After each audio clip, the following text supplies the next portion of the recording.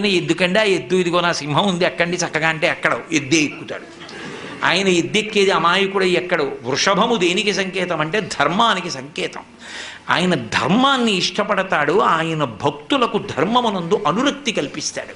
అటువంటి పరమశివ తత్వాన్ని మార్చి మాట్లాడి ఎందుకమ్మా ఆయనతో పెళ్ళేమిటమ్మా నా మాట విని విడిచిపెట్టు అని, నేను చక్కగా చూడు ఎంత యవ్వనంలో ఉన్నానో, నీకు తగినటువంటి వాణ్ణి కాబట్టి నన్ను తగిలి నీవు నా వెంట చనుదెమ్ము వనటకుంద నేత్ర వనజనేత్ర, నన్ను తగులుకుని నాతో వచ్చేయి, వదిలేయి తపస్సు అన్నాడు.